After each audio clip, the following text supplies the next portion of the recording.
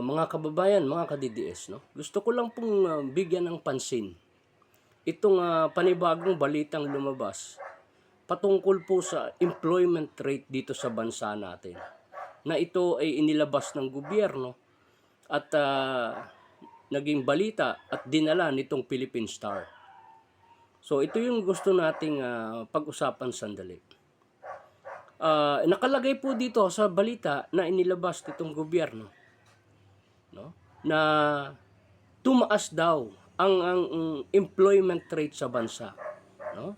At nitong nakaraang November 24, umabot daw ng 96.8% yung employment rate. So meaning napakarami ang may hanap buhay, no?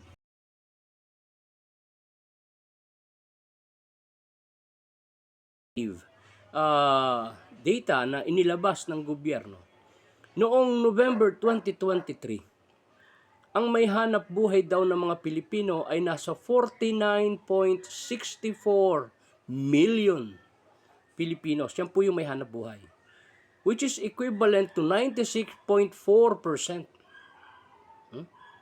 At noong October 2024, meron daw 48.16 million Filipinos ang nagkaroon ng hanap buhay, which is also equivalent to 96.1%. At ito ngang 2024 ng November, 49 million Filipinos employed, which is equivalent to 96.8%. Now, nagtataka tayo na kung ganito pala karami ang may hanap buhay na Pilipino sa kasalukuyan, o simula noong November 2023, no, hanggang November 2024 na lang, bakit napakarami pa rin binigyan ng ayuda? Bakit kinakailangang ilipat yung mga pondo ng mga pangunahing ahensya ng gobyerno na nagbibigay ng serbisyo publiko sa atin at inilipat doon sa ayuda fund? So bakit kailangang tanggalan ng budget itong mga ahensya na ito para ilagay sa pang-ayuda program ng gobyerno? Napakarami naman palang may trabaho.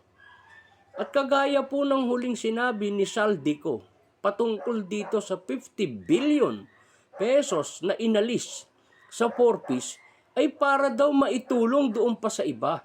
Dahil karamihan na raw ng mga beneficiaries ng 4Ps nandoon na sa level ng minimum wage earner. So kung ganito karami yung report na inilagay nila at kung totoo, bakit kailangan tanggalan ng 50 billion ang 4Ps? Bakit kailangan tanggalan ng 74 billion ang PhilHealth? Bakit kailangan tanggalan ng 12 billion ang DepEd? Bakit kailangan tanggalan ng 300 billion pesos ang Department of Agriculture?